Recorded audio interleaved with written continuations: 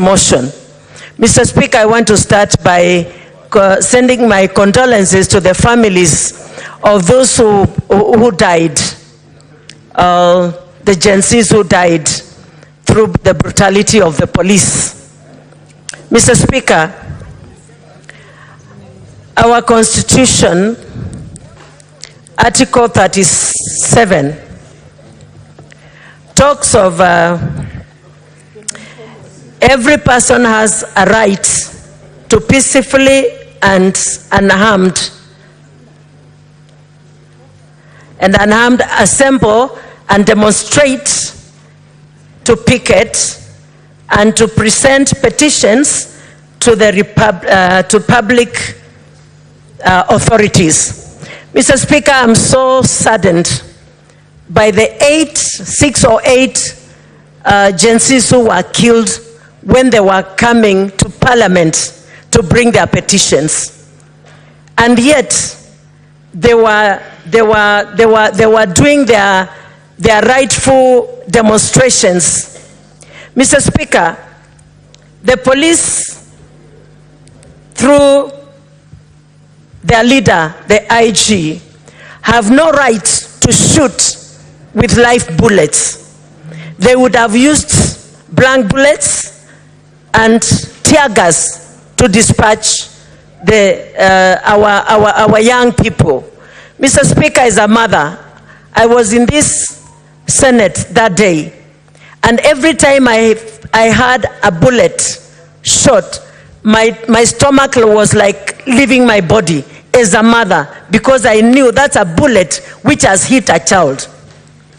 Mr. Speaker, I didn't know what to do, but they would have been allowed just to come. We've had many people in the gallery, the Speaker's gallery and the public gallery, to listen, and even we've had many people bring their petitions here, and we have dealt with them.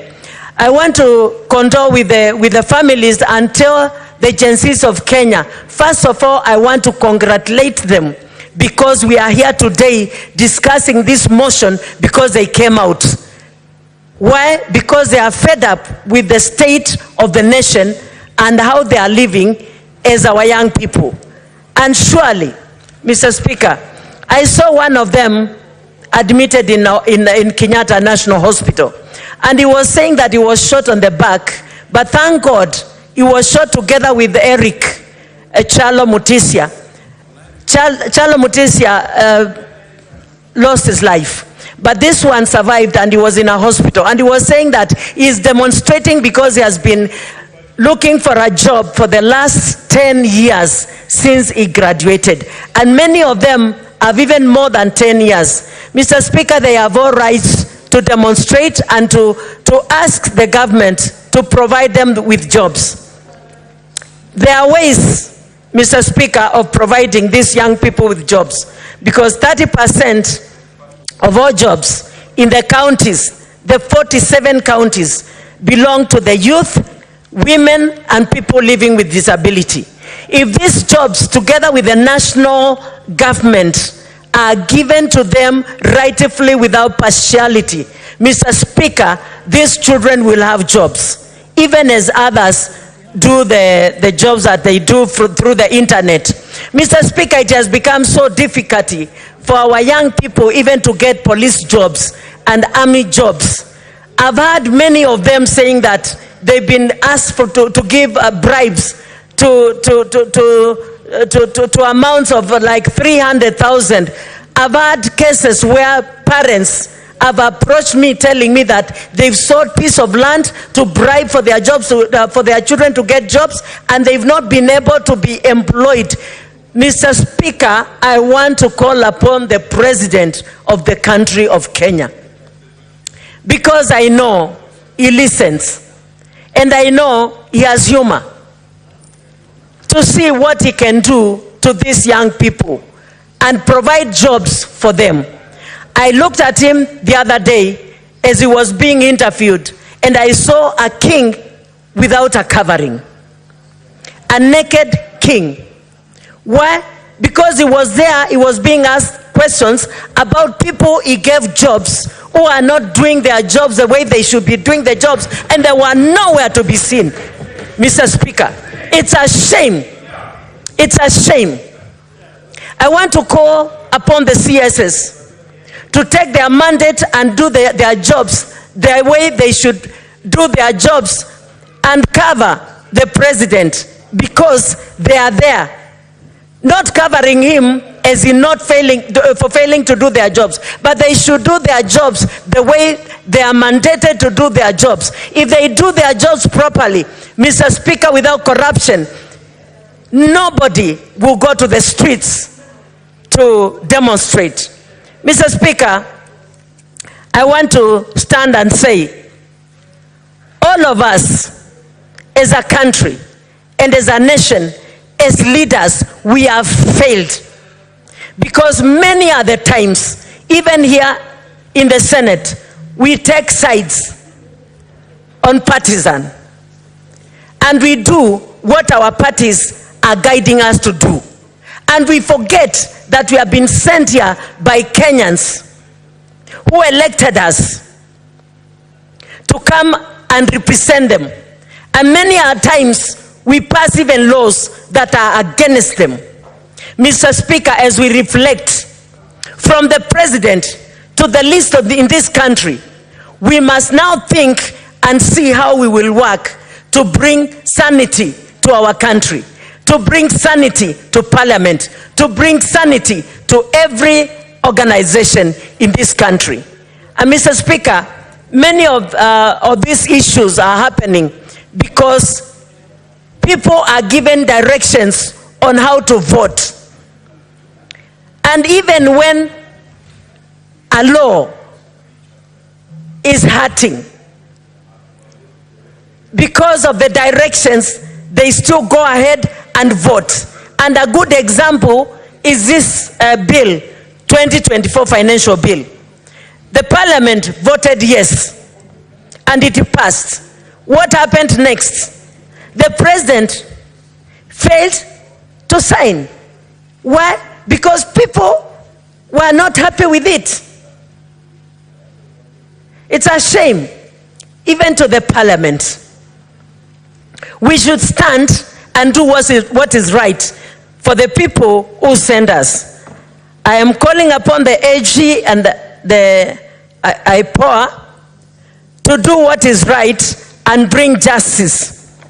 Mr. Speaker, many are the times, like many of the senators who have gone ahead of me have said, cases of corruption, they are there, they are very clear, but they just disappear somewhere. Cases are taken to courts. Justice is never done. Very few people get justice in Kenya, especially the poor. And they stay at home knowing that I can go to court and this is rightfully mine, especially land issues. They know this is my land, but somebody somewhere has grabbed the land, or the land has been sold to them because they have money. This poor person cannot even dare go to court. Why? Because they know even if they go to court, this person will go and bribe the court and they'll never get justice. I'm dealing with so many cases of land in Machakos, and I know what I'm talking about. It is a high time every institution reflects and we come back to Namasi and we do what is right for our people if we don't want Kenya to go into the ruins. Mr. Speaker,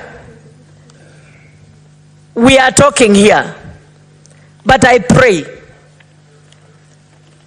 and I request that all the discussions that we are discussing here today and the debate is going to go into this motion and is going to be implemented. Mr. Speaker, the young people have said it all through media, social media, but I want to call upon the young people, the Gen Zs. You are free to bring your petitions to this Senate, and we will discuss them and we will implement them. Even if there is nowhere else you can be heard, at the Senate you'll be heard. Sit down or communicate in the way that you are communicating, and send your petitions to the Senate. We will deal with it. And even before then, we will continue talking and saying what you are saying. Mr. Speaker, these children are crying for jobs. They are crying to see everything being done in the proper manner. And Mr. Speaker, I want to speak to all of us through a scripture in the Bible, in the book of Isaiah, chapter 1 and verse 18. It says, come, we reason together. It is a time for Kenyans to come together and reason together. Mr. President, reason together with your people.